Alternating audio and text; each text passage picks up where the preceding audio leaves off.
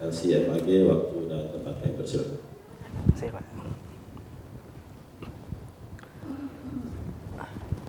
Bismillahirrahmanirrahim. Assalamualaikum warahmatullahi wabarakatuh.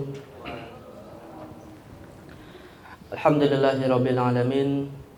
Alhamdulillahilladzi hadana li hadza wa ma kunna linahtadiya laula an hadanallah. Asyhadu an la ilaha illallah wahdahu la syarika lah wa asyhadu anna Muhammadan abduhu wa rasuluhu wa safiyyuhu min khalqihi la nabiyya ba'dah. Amma ba'd.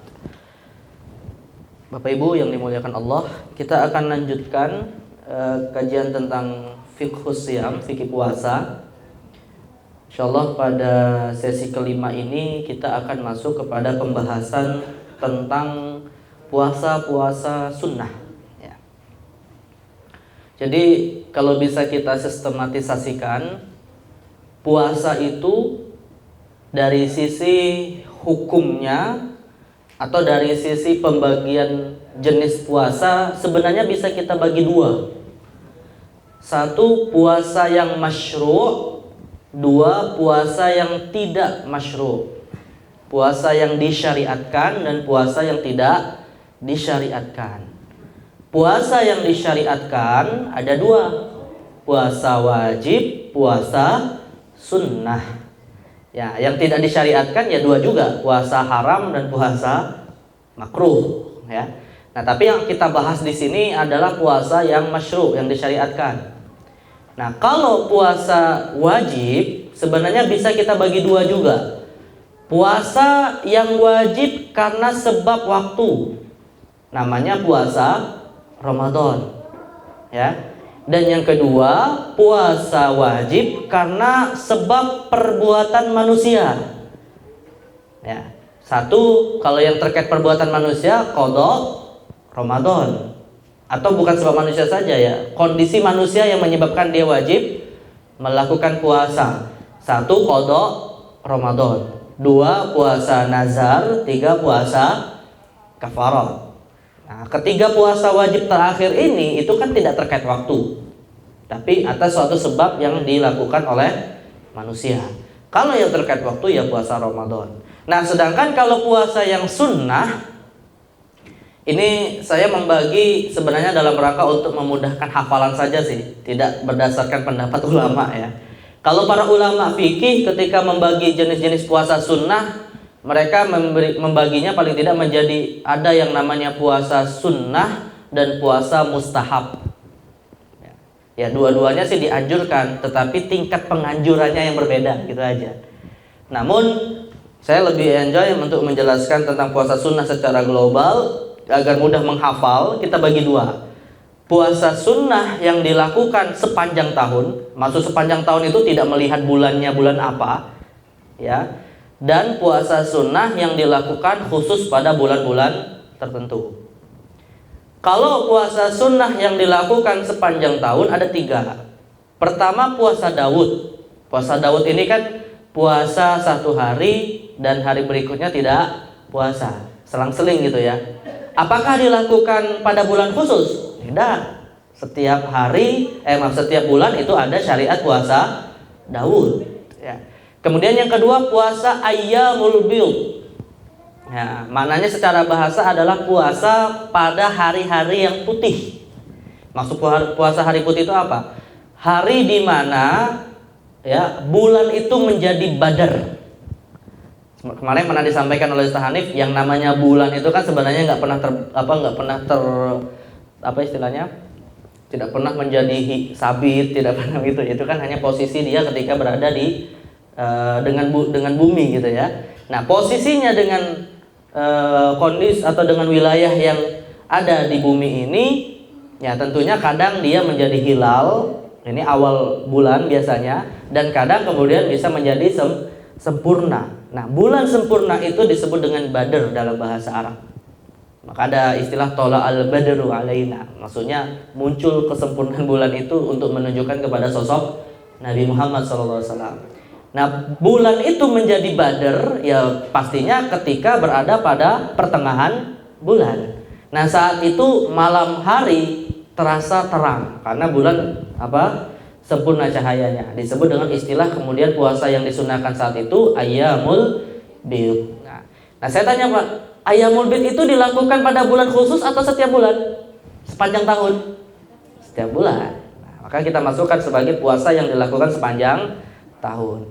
Kemudian puasa Senin Kamis. Nah, itu juga tidak terikat dengan dengan bulan-bulan khusus. Setiap bulan di tengah bulan-bulan yang ada pada manusia, ya yang namanya Senin Kamis disunahkan untuk puasa. Nah, ini dari sisi pembagian terkait dengan waktu sepanjang bulan atau sepanjang tahun. Nah, sedangkan puasa yang kedua yang disunnahkan adalah yang dilakukan pada bulan-bulan khusus. Ya. Pertama adalah puasa pada bulan-bulan haram, yaitu 4 bulan. 4 bulan haram ini terkumpul 3 bulan menjadi satu berdekatan dan terpisah bulan yang keempat, yaitu bulan apa yang pertama bulan haram itu, Bu? Dzulqa'dah, Zulhijjah, dan bulan Muharram. Ya, bulan ke-11, ke-12 dan bulan pertama. Ya. Nah, yang berkumpul berdekatan. Kemudian yang terpisah adalah bulan Rajab. Semua hafal di sini ya, bulan nama-nama bulan Hijriah. Kalau nggak hafal, apa kalau nggak hafal? Saksikan saya Muslim yang baik, hafal bulan-bulan Hijriah. Ya kalau nggak hafal berarti apa kebalikannya? Itu kan artinya syiar ya. Wa man yu'azzim sya'airallah. Dan siapa yang mengagungkan syiar Allah, fa innaha min taqwal qulub, bagian dari ketakwaan seorang Muslim. Nah, jadi hafalkan kalau yang belum hafal. Nah, sedangkan ini juga untuk mudah menghafal, ya, untuk mudah menghafal, saya bagi terkait dengan puasa yang pada bulan-bulan khusus dari puasa yang waktunya paling panjang sampai yang paling pendek. Maksudnya hanya beberapa hari gitu. Yang paling panjang ya tentunya 4 bulan haram. Nah, sampai 4 bulan. Kalau 1 bulan 30 kali 4 berapa? 120 hari gitu ya. Nah, itu yang paling lama. Yang kedua, puasa sebenarnya nggak urutan juga ya. Yang kedua adalah puasa pada urutan bulan pertama dalam bulan Hijriah, yaitu di bulan Muharram. Dilakukan pada tanggal 9, 10 dan 11 Muharram. Pada tanggal 9 disebut dengan Tasu'a, pada tanggal 10 disebut dengan Asyura. Nah, sedangkan untuk tanggal 11 nggak ada istilah khusus. Tapi Nabi sunnahkan untuk kita berbeda dengan puasanya orang Yahudi. Nah, jadi kalau puasa Asyura dilakukan, maka sunnahnya dilakukan sebelumnya ada 1 hari atau setelahnya.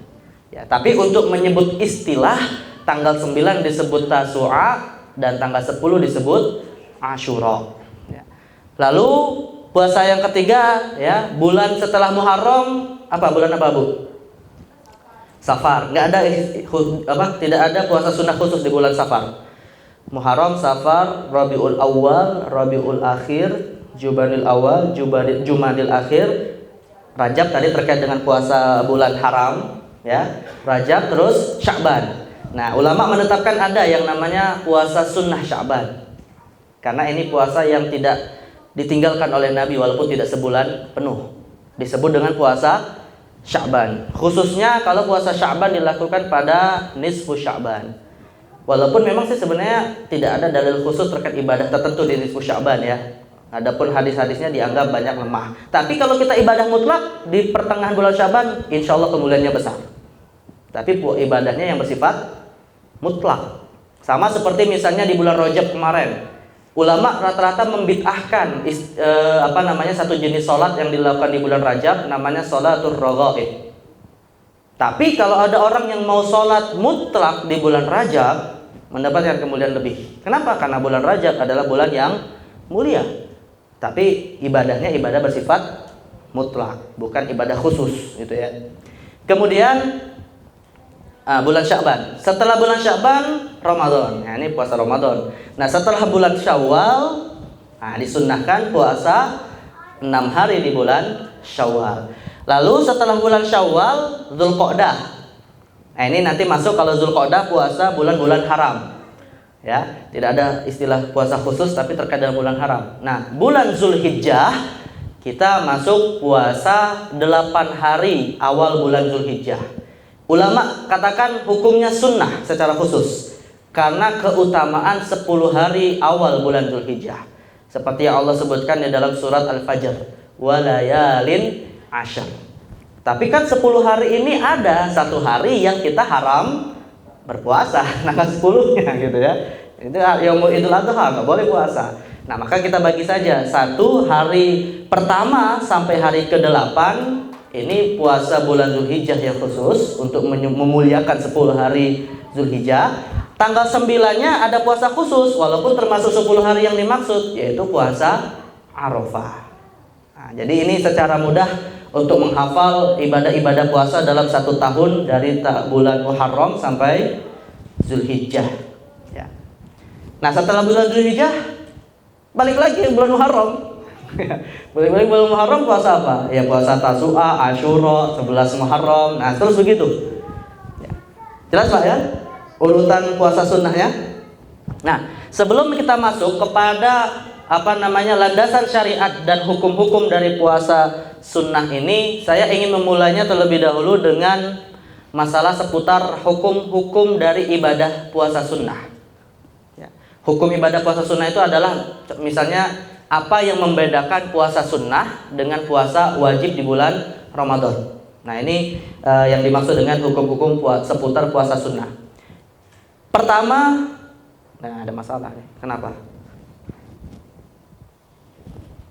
Oh.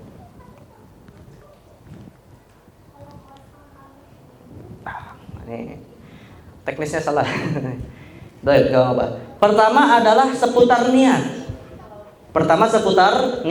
Apa yang membedakan niat puasa sunnah dengan puasa wajib? Terkait dengan masalah niat, pertama terkait dengan niat di malam hari. Mayoritas ulama berpendapat niat di malam hari untuk puasa sunnah hukumnya tidak wajib.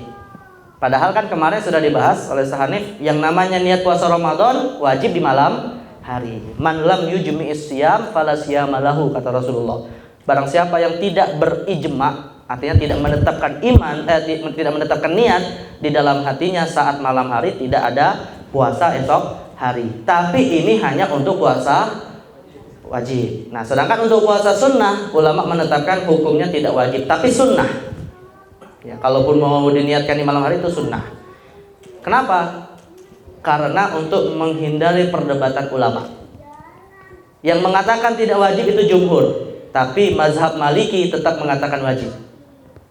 Artinya utamanya tentunya adalah kita berniat untuk puasa. Tapi kalaupun misalnya tidak seperti yang dilakukan oleh Nabi karena nggak dapat makanan, di pagi harinya nggak dapat makanan, nah maka silahkan berpuasa. Tapi dengan syarat, ya dengan syarat setelah terbit matahari jangan makan. Ya, setelah terbit matahari minum gitu. Kemudian pas pagi hari nyari makan nggak temu, udah saya puasa aja. Tadi minum kok, gitu. Ya nggak bisa, nggak sah puasanya gitu. Nah, jadi maksud dia berpuasa niatnya di pagi atau di siang hari adalah memang dari sejak terbit matahari tidak mengkonsumsi apa-apa. Nah gitu. Jadi bukan karena sebab nggak dapat makanan gitu ya, tapi memang dia tidak mengkonsumsi apa-apa. Yang kedua, tasyrik niat. Ini sebenarnya sudah juga kita bahas ya dalam sesi tanya jawab. Tasyrik niat itu tadi kemarin artinya apa Pak? Menduakan niat. Istilah menduakan itu gimana gitu rasanya. Nah, menggabungkanlah lebih tepatnya. Karena sebenarnya tasyrik niat tidak harus 2 niatnya, bisa aja 3 nanti niatnya. Ya, bisa niatnya apa? Puasa Syawal, Ayyamul Bid, Senin Kamis. Bisa 3 puasanya kan? Nah, atau misalnya apa lagi? Ada bisa nggak 4? Nggak ada ya kayaknya, 3 maksimal gitu. Atau kalau sholat ba'da wudu, sholat tahiyatul masjid, sholat qobliyah. Nah, bisa 3-3-nya kan semuanya sunnah semua.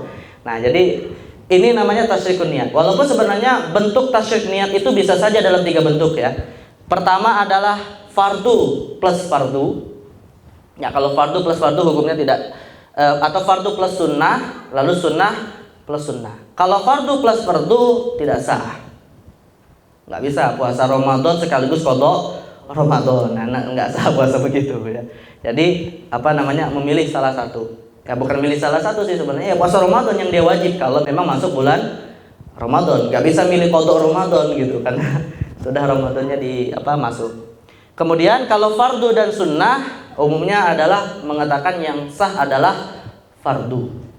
Tapi mengambil keutamaan hari yang sunnah itu boleh. Misalnya puasa qada di bulan Syawal, ya, atau puasa qada di hari Senin dan Kamis. Nah itu kan mulia untuk kita puasa di 2 hari ini kan, walaupun puasa yang kita niatkan adalah puasa wajib. Nah itu boleh. Dan yang terakhir kalau puasa sunnah umumnya para ulama mengatakan sah semua ibadah sunnahnya, ya, tidak membatalkan yang lain. Ya. Ketiga puasa itu dilakukan dengan niat yang sama, hukumnya boleh-boleh saja. Dan yang terakhir terkait dengan masalah niat, ta'yin niat. Makna ta'yin niat itu adalah memastikan jenis puasanya apa. Besok hari Senin, saya pastikan niatnya adalah puasa untuk hari Senin. Nah itu namanya ta'yin. Kalau puasa Ramadan atau puasa wajib di luar Ramadan, para ulama menetapkan wajib mentakyin. Misalnya begini, di luar Ramadan kita punya 2 kewajiban. Satu qada Ramadan dan yang kedua nazar. Puasa nazar kan hukumnya wajib ya. Nah, ketika kita misalnya bingung besok mau puasa wajib apa ya? Nah, maka wajib ditakyin. Wajib dipastikan puasa yang besok saya lakukan adalah qada atau nazar. Tapi kalau puasanya adalah sunnah, maka ulama menetapkan tidak wajib. Hukumnya sunnah saja. Meniatkan besok puasa saya adalah apa dia mati? Masih hidup? Di mana?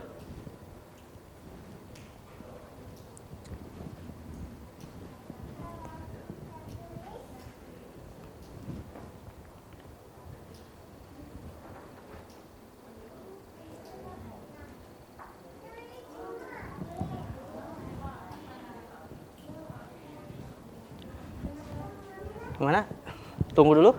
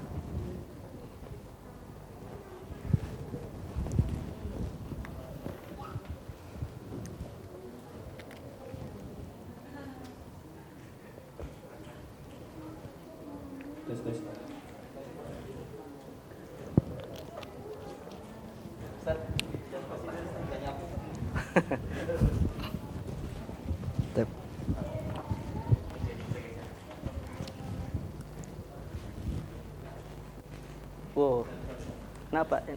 Virusnya masalah?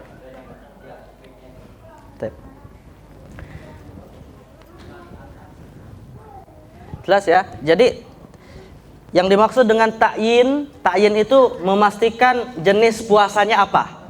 Ya. Nah, untuk ta'yin kalau puasa sunnah hukumnya adalah sunnah itu sendiri. Tapi kalau untuk puasa wajib maka hukumnya adalah wajib. Karena puasa yang dimaksud adalah kewajiban yang harus dia lakukan dan tentunya kewajiban itu juga harus pasti. Yang berikutnya adalah sebenarnya beberapa masalah sudah dibahas ya terkait dengan dalam sesi tanya jawab, tapi sekedar untuk mengingatkan saja. Hukum membatalkan puasa sunnah tanpa uzur syar'i. Kita sudah puasa sunnah nih hari Senin atau hari Kamis. Tapi karena suatu atau misalnya tidak ada sebab tertentu kita batalkan puasanya. Nah, ini hukumnya apa? Ya, ada 2 pendapat di kalangan ulama. Jumhurul ulama mengatakan makruh. Ya, namanya membatalkan ibadah ya tidak dianjurkan gitu ya. Kalau memang sudah dijalani dan tidak ada alasan untuk membatalkan ya maka tentunya sebagai suatu ibadah dilanjutkan. Kok kemudian dibatalkan? Nah, maka di sini ditetapkan hukumnya makruh menurut mazhab jumhur ulama. Tapi dalam mazhab Imam Malik bin Anas ya, mereka mengatakan hukumnya haram. Nah, haramnya kenapa? Berdasarkan ayat wala tubtilu a'malakum. Janganlah kamu batalkan amalmu yang sudah dilakukan. Yang namanya membatalkan amal kalau dia berupa larangan ya, dan kaidah menetapkan yang namanya larangan itu haram. Nah, maka ditetapkan juga membatalkan ibadah walaupun sunnah hukumnya kalau tanpa alasan adalah haram dalam mazhab Imam Malik ya. Tapi lebih baik janganlah ya, walaupun hukumnya makruh, kalau memang mampu kenapa harus dibatalkan. Ini dengan catatan tanpa uzur syar'i. Hukum berikutnya adalah wajibkah diqadha jika batal? Apakah batal karena alasan yang syar'i atau batal karena memang tidak ada alasan apapun? Pertama tadi kita bicara hukum, yang kedua ini terkait dengan wajibkah diqadha. Tadi kan sudah kita singgung terkait dengan sholat Pak ya. Ada yang namanya sholat sunnah kalau dibatalkan dalam mazhab Imam Abu Hanifah wajib diqadha, karena itu sholat wajib termasuk dalam mazhab Abu Hanifah. Nah terkait dengan puasa sama. Dalam mazhab Imam Abu Hanifah kita ke mazhab yang tidak mewajibkan terlebih dahulu, yaitu mazhab Imam Syafi'i dan Hambali. Ya, Imam Syafi'i dan Hambali mengatakan tidak wajib. Kenapa? Karena mereka menganggap ya kalau hukum membatalkannya makruh maka juga tidak wajib diqadha. Tapi dalam mazhab Imam Abu Hanifah berdasarkan kaidah terkait dengan sholat juga tadi yang kita sudah bahas, atau terkait dengan bahwasannya hukum membatalkan tanpa alasan itu haram dalam mazhab Maliki, makanya dalam mazhab Abu Hanifah dan Imam Malik wajib diqadha. Walaupun pada dasarnya hukum puasanya adalah sunnah, tapi karena batal maka wajib diqadha. Nah ini hukum ketiga. Hukum yang keempat, ya, walaupun puasa sunnah dan sebagian ulama mengatakan kalau batal wajib diqadha, tapi kalau batalnya karena melakukan hubungan seksual, nah itu juga sebenarnya tidak wajib untuk membayar kafarat. Ini beda kalau puasanya adalah puasa apa? Enggak, wajib bayar kafarat puasa apa? Wajib Ramadan. Nah, karena kalau puasa wajibnya bukan Ramadan, ya tidak ada ketentuan kafarat. Puasa nazar misalnya kan wajib, tapi tidak ada kafarat karena tidak terkait Ramadan. Ya, jadi kafarat dari hubungan seksual itu hanya terkait dengan Ramadan. Nah, sedangkan puasa sunat termasuk juga tidak ada wajib kafarat kalau batal karena sebab hubungan seksual. Baik. Yang kelima, menjadi wajib jika dinazarkan. Ya, puasa sunnah kan pada dasarnya sunnah.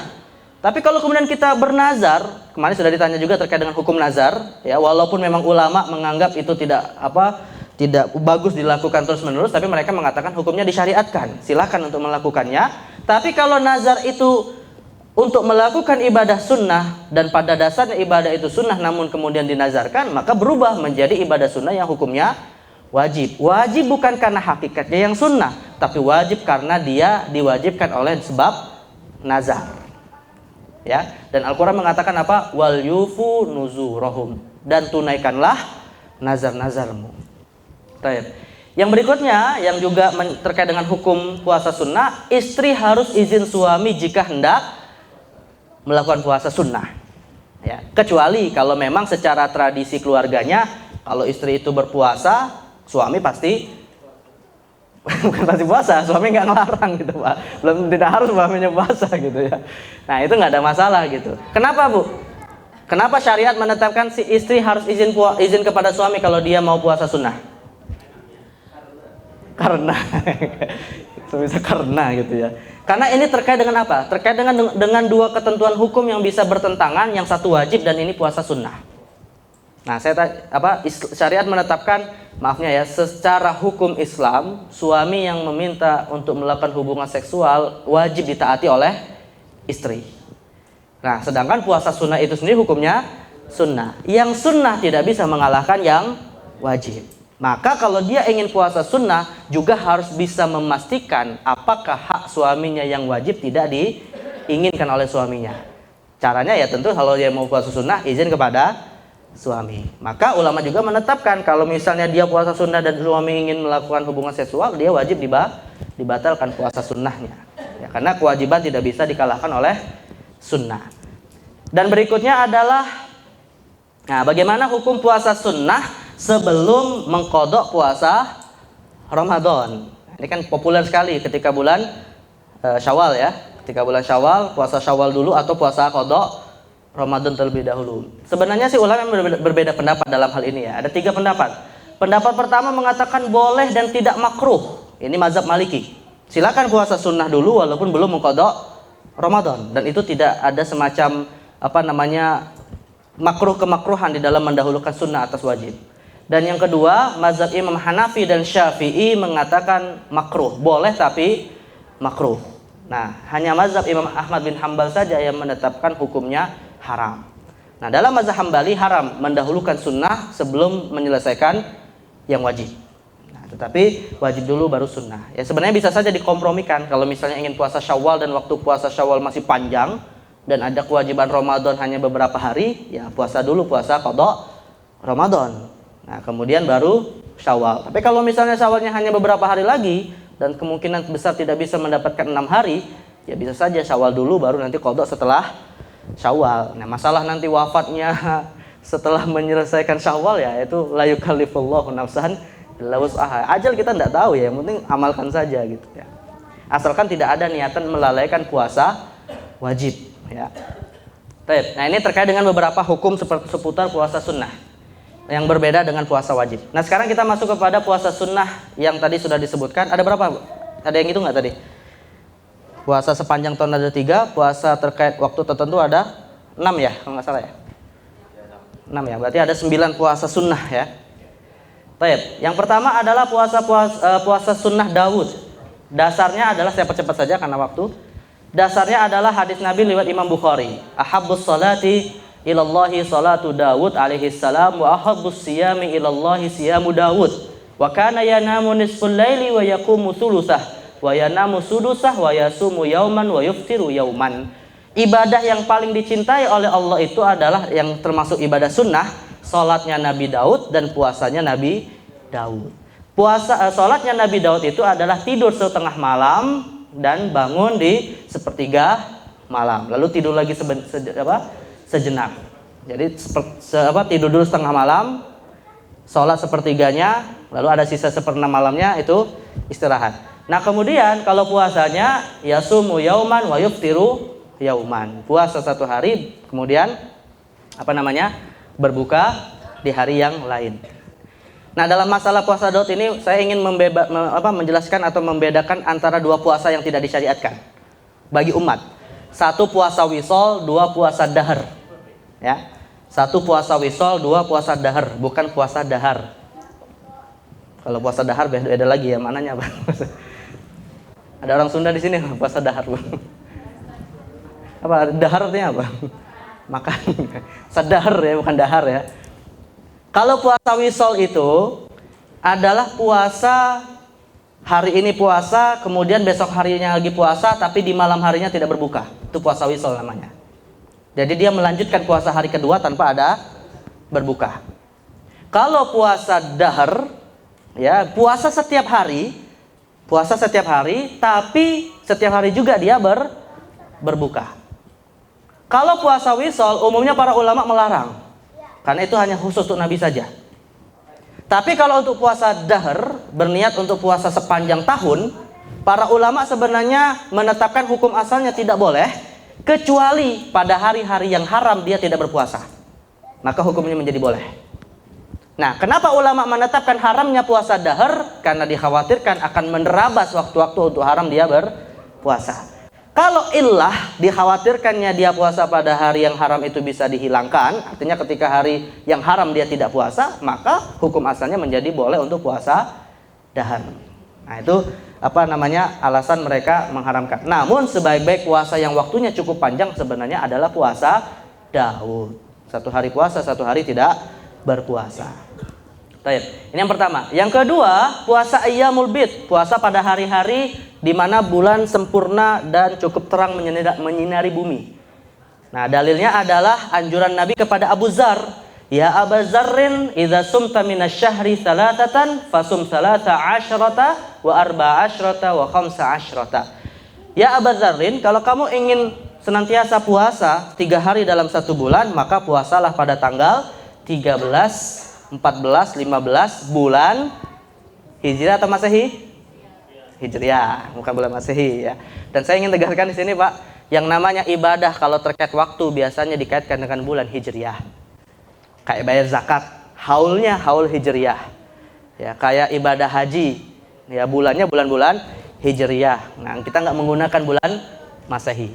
Nah, termasuk kalau ingin puasa Ayyamul Bid juga di bulan Hijriah. Dan ini termasuk ibadah yang Nabi SAW menganjurkannya kepada Abu Dzar di samping di samping sholat duha, ya, dan juga sholat witir. Maka keutamaannya cukup muakkad juga menurut pendapat para ulama. Kemudian yang ketiga, puasa pada hari Senin dan Kamis. Kalau puasa Senin dan Kamis, apakah harus tanggal Hijriah? Ya enggak, wong tanggal Hijriah sama Masehi sama aja Senin dan Kamisnya gitu ya. Ada nggak beda antara Senin Kamis Hijriah sama Masehi? Ya nggak ada, sama, nggak ada beda kan. Jadi yang penting hari Senin dan hari Kamis. Ya. Dan kita bangga Pak dengan bahasa Arab, karena istilah Senin dan Kamis diambil dari bahasa Arab, bukan dari bahasa Inggris, Day atau apa, Monday atau kalau hari Kamis itu apa? Tuesday dan seterusnya ya. Karena Senin Kamis kecuali Minggu lah yang dirubah ya, harusnya Ahad gitu ya. Nah itu semuanya berasal dari bahasa Arab. Ya, maka kita bersyukur kepada Allah. Sebenarnya Islam itu di Indonesia banyak mempengaruhi tradisi Arab, itu banyak mempengaruhi ajaran tradisi Indonesia. Nah, dasar puasa Senin dan Kamis adalah anna Rasulullah su'ila an shaumil utsnaini faqala fihi wulidtu wa fi unzila alayya. Rasul ditanya tentang puasa pada hari Senin dan beliau bersabda, pada hari itu aku dilahirkan dan pada hari itu juga aku menerima wahyu. Nah, jadi alasan kenapa kita disunahkan puasa Senin dua hal ini. Dan terkait dengan puasa Selasa hari Kamis, Rasul mengatakan inna a'malul ibadi tu'radu yaumal itsnaini wal khamis. Sesungguhnya amal perbuatan manusia itu akan dilaporkan oleh para malaikat pada hari Senin dan hari Kamis, ya. Wa uhibbu an yu'rada amali wa ana shaim. Dan aku lebih senang ketika amalku ditampakkan, dilaporkan kepada Allah, aku sedang berpuasa. Ini sama Pak, seperti puasanya Utsman bin Affan. Utsman bin Affan itu dalam riwayat sudah bermimpi bertemu dengan Nabi. Bermimpi di sini maksudnya ajalnya mau dekat. Saat beliau mau dibunuh, nah itu dia sudah tahu sebenarnya. Nah, dia di hari itu berpuasa. Ketika Utsman dibunuh oleh para pemberontak. Ya. Baik. Nah, ini adalah puasa-puasa yang hukumnya sunnah kita lakukan sepanjang tahun. Nah, berikutnya adalah puasa sunnah pada bulan-bulan khusus. Yang pertama adalah puasa sunnah pada bulan-bulan haram. Dan yang dimaksud dengan bulan haram, yang dimaksud di dalam Al-Quran, nanti akan kita lihat, tetapi sebelumnya dalilnya apa? Rasul bersabda, afdalus salati ba'das salatil maktubah as-salatu fi jawfil lail. Salat yang terbaik setelah salat wajib adalah salat di sepertiga malam. Ya. Kemudian wa afdalus siyam ba'da syahri Ramadan siyamu syahrillahil muharram. Dan puasa terbaik setelah puasa di bulan Ramadan adalah puasa pada bulan Allah, yaitu bulan Muharram. Nah, ini bulan Muharram secara khusus disebutkan, tapi sebenarnya isyarat kepada bulan-bulan haram. Ya. Kemudian apa saja bulan haram itu? Zulqa'dah, Zulhijjah, Muharram dan Rajab. Ya. Nah, tetapi dengan catatan, ya, puasa di bulan haram menjadi haram kalau dilakukan pada hari yang diharamkan. Misalnya apa? Nah, di bulan Zulhijjah ada nggak hari yang haram kita puasa? Ada, tanggal 10, 11, 12, 13. Tanggal 10 Idul Adha, 11, 12, 13 hari tasyrik. Padahal bulan Zulhijjah termasuk bulan haram. Kalau puasa di bulan haram dilakukan pada hari yang haram, nah ini salah. Lihat ini, saya menyebut istilah haram dengan makna yang berbeda, Pak. Puasa bulan haram di hari yang haram, hukumnya haram. 3 istilah haram maknanya beda-beda. Nah, saya pikir pasti bisa membedakan ya. Yang haram pertama artinya mulia, haram kedua artinya ya haram secara hukum, dan haram yang ketiga juga haram secara hukum. Nah, ini kita penting memahami suatu istilah agar tidak disamakan substansinya padahal berbeda. Dan juga sebenarnya puasa yang dilakukan pada bulan-bulan haram ini yang disunnahkan adalah puasa sunnah mutlak. Ya, jadi saya pikir begini, mungkin kemarin ketika bulan Rajab kan banyak tuh perdebatan di WhatsApp dan seterusnya ya, yang membid'ahkan puasa-puasa tertentu di bulan Rajab dan seterusnya. Sebenarnya itu tidak usah lah kemudian kita perdebatkan panjang lebar. Kenapa? Karena para ulama walaupun misalnya menetapkan ada ibadah khusus yang dilakukan di bulan Rajab, menggunakan dalil-dalil umum tentang kemuliaan bulan haram pun sudah selesai untuk kita bisa melakukan ibadah. Nah, niatkanlah ibadah itu ibadah yang bersifat mutlak. Apakah sholat mutlak atau ibadah puasa yang bersifat mutlak. Adapun sholat bisa saja yang mutlak ini sifatnya hajat atau tasbih atau awabin dan seterusnya. Karena itu semua adalah sholat-sholat yang juga sebenarnya prakteknya adalah mutlak. Ya. Baik. Berikutnya adalah puasa tanggal 9, 10, 11 bulan Muharram. Dasarnya hadis riwayat Bukhari, "Hadza yaumu Asyura wa lam yaktubillahi 'alaikum siyamah wa ana shaim. Faman syaa'a falyasum wa man syaa'a falyuftir." Ya, ini adalah hari Asyura, tanggal 10 Muharram. Allah tidak mewajibkannya atas kalian untuk berpuasa pada hari itu. Tetapi aku hendak berpuasa. Maka barang siapa yang mau berpuasa hendaknya berpuasa, dan bagi yang tidak mau berpuasa ya juga boleh tidak berpuasa. Ya, sejarah puasa itu Pak, sebelumnya ada yang berpendapat bahwasanya puasa yang wajib sebelum turunnya syariat Ramadan itu termasuk puasa Muharram, 10 Muharram. Ya, di samping itu ada juga yang mengatakan yang wajib sebelum Ramadan adalah puasa Ayyamul Bid. Makanya sebenarnya sebelum puasa Ramadan disyariatkan, puasa yang dilakukan oleh Nabi itu dalam 1 tahun berapa puasa? Berapa Pak? Dalam 1 tahun sebelum puasa Ramadan wajib? 3 kali 12 tambah 1. 37 ya? 3 kali 12 tambah 1, 37. Nah, ini membuktikan kepada kita bahwasanya syariat Islam itu syariat yang memudahkan. Kenapa memudahkan? Mungkin logika kita begini ya, kenapa kok Ramadan itu 30 hari padahal sebelumnya tidak diwajibkan? Nah, kalau kita hitung-hitung dalam 1 tahun, sebenarnya ada puasa yang awalnya dianggap wajib. Ada yang mengatakan wajib ya sebelum syariat Ramadan, itu malah jumlahnya sampai 37 hari. 3 hari setiap bulan dan 1 hari bulan Muharram. Nah, kewajiban-kewajiban puasa itu kemudian dihapus semua. Dan kemudian dilebur dalam puasa Ramadan. Nah, itu artinya syariatnya memudahkan dalam 2 proses. Nah, inilah salah satu karakteristik Islam yang memberikan kemudahan di dalam beribadah. Dan juga dalil lain, sumu yauma asyura wa khalifu fihi al-yahud wa sumu qablahu yauman aw ba'dahu yauman. Puasalah pada hari Asyura tanggal 10 Muharram dan berbedalah dengan orang Yahudi. Dengan cara apa? Puasa 1 hari sebelumnya dan puasa 1 hari setelahnya, atau salah satu di antara 2 hari itu. Kemudian puasa Sya'ban. Ini juga sunnah. Karena ada satu kesaksian dari istri Nabi, "Ma ra'aitu Rasulullahi aktsara siyaman minhu fi Sya'ban." Aku tidak pernah melihat Rasulullah itu paling banyak berpuasa pada bulan-bulan Hijriyah selain Ramadan adalah bulan Sya'ban gitu. Tapi dalam mazhab Imam Syafi'i, mereka hanya mensunnahkan puasa Sya'ban sampai setengah Sya'ban. Setengah sisa yang terakhir mereka makruhkan gitu. Ya. Kenapa dikhawatirkan nanti termasuk puasa Syak yang bertemu dengan bulan Ramadan, puasa yang meragukan karena tercampur dengan puasa wajib Ramadan. Tetapi sebenarnya sih pendapat yang lain mengatakan boleh-boleh saja selama tidak ragu kalau itu masih termasuk Sya'ban atau Ramadan. Baik, kemudian puasa sunnah lainnya 6 hari Syawal. Rasul mengatakan man shoma Ramadhana tsumma atba'ahu sittan min Syawal fadzaka siyamud dahri. Barang siapa yang puasa Ramadan kemudian disempurnakan 6 hari di bulan Syawal, maka itu pada dasarnya sama dengan puasa sepanjang tahun. Nah, puasa Ramadan 30 hari, sisanya disempurnakan oleh 6 Syawal. Siapa ya? Siapa Bu ya? Puasa setahun penuh dengan cara apa? Ramadan dan 6 Syawal. Baik, kemudian puasa pada tanggal 1 dan 8 Zulhijjah, ini dasarnya adalah dalil umum sebenarnya ya, tidak secara khusus disunnahkan puasa, tapi ulama menjadikan dalil ini untuk disunnahkannya juga puasa. Rasul mengatakan, "Ma min ayyamil amalis shalih fiha habbu ilallahi min hadhil ayyam." Tidaklah hari-hari yang dilakukan di dalamnya amal soleh lebih dicintai oleh Allah daripada hari-hari amal soleh itu dilakukan pada hari-hari ini. Maksudnya 10 hari di awal bulan Zulhijjah.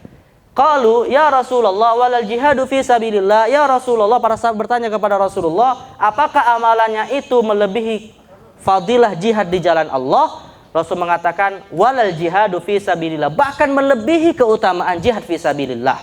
Hanya saja illa Ya, illa rajulun kharaja bi nafsihi wa malih falam yarji min dzalika bi syai'.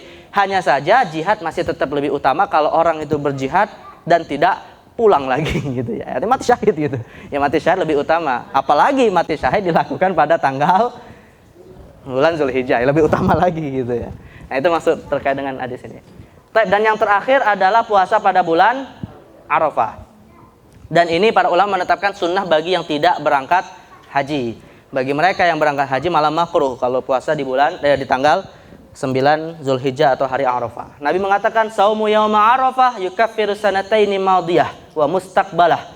Puasa Arafah itu bisa menjadi penghapus dosa 2 tahun sebelumnya dan 2 tahun setelahnya. Kita belum dosa aja Pak, 2 tahun setelahnya itu udah dihapus sama Allah dengan puasa Arafah gitu ya. Itu luar biasanya Allah memberikan kita keutamaan. Wa saumu yaumi Asyura yukaffiru sanah madiyah. Sedangkan puasa Asyura menghapus dosa 1 tahun yang lalu. Sebenarnya Pak, secara mudah setiap syariat Islam itu kalau kita lihat ya, seluruh dalil-dalilnya itu fokus kepada satu hal. Apa? Allah mengampuni dosa kita. Kenapa? Karena Allah tahu manusia berbuat dosa. Dan setiap syariat yang Allah tetapkan rata-rata fadilahnya dalam rangka agar dosa kita terhapus. Kenapa? Karena pada dasarnya ibadah yang kita lakukan itu bukan tujuan kita, Pak. Tapi ibadah itu adalah wasilah kita, sarana kita untuk meminta keampunan dari Allah. Maka hati-hati kita memposisikan ibadah. Ibadah itu saya ulangi bukan tujuan, tapi sarana dan wasilah. Karena tujuan kita yang sebenarnya apa? Ampunan Allah dan rahmat Allah. Makanya dalam satu hadis Nabi mengatakan apa? La yudkhilukumul jannata amaluh. Tidaklah kamu masuk surga karena amalmu. Ya, para sahabat bertanya, wala anta ya Rasulullah, apakah Anda juga masuk surga bukan karena amal ya Rasulullah? Rasul mengatakan, wala ana, aku juga bukan masuk surga karena amal. Tapi illa annallaha qad taghammadani bimaghfiratin wa rahmah. Tetapi aku ini sejak masih hidup sudah diberi anugerah oleh Allah berupa ampunan dan rahmatnya. Jadi kita ini masuk surga bukan amal kita, tapi karena ampunan Allah. Tapi masalahnya begini, bagaimana kita bisa mendapatkan ampunan Allah? Dengan melakukan amal soleh gitu. Jadi amal soleh bukan tujuan, namun sarana untuk mendapatkan rahmat Allah. Maka apa manfaatnya kita tahu bahwasanya amal itu bukan tujuan? 2 paling tidak. Agar kita tidak tertipu dengan amal dan agar kita tidak berputus asa ketika berdosa. Ya, kenapa kita tidak menjadikan amal atau kenapa agar kita tidak tertipu dengan amal? Karena kita khawatir Pak masuk dalam kategori apa? Orang-orang yang disebutkan oleh Nabi SAW, wa innar rajula la ya'malu bi amali ahlil jannah hatta ma yakunu baina wa bainal jannah illa dhira' fa yasbiqu alaihi alkitab fa ya'malu bi amali ahlin nari fa yadkhulaha. Berapa banyak orang-orang yang melakukan amalan-amalan kebaikan sampai-sampai antara dirinya dan pintu surga hanya tinggal sehasta saja. Di akhir hayatnya dia kemudian melakukan amalan dosa dan kemudian ditakdirkan masuk neraka. Kenapa? Karena tertipu dengan amal. Oh, merasa saya sudah menjadi ahli surga. Padahal yang namanya hidup adalah ujian. Siapa yang bisa menjamin orang masuk surga kalau masih hidup? Tetapi kalau orang berdosa, dia tidak putus asa. Wa innar rajula la ya'malu bi amali ahlin nar hatta ma yakunu bainahu wa bainan nar illa dhira' fa yasbiqu alaihi alkitab fa ya'malu bi amali ahli jannah fa yadkhulaha. Dan berapa banyak orang yang melakukan banyak dosa sampai-sampai antara dirinya dan pintu neraka hanya satu hasta. Dia tidak berputus asa kepada Allah, lalu kemudian bertaubat dan dia tahu rahmat Allah itu luas, akhirnya masuk surga Allah. Kenapa? Karena tidak tertipu dengan amal. Amal itu wasilah, tujuan adalah ampunan dan rahmat Allah. Kalau kita lihat banyak dalil-dalil terkait dengan masalah ibadah, rata-rata apa?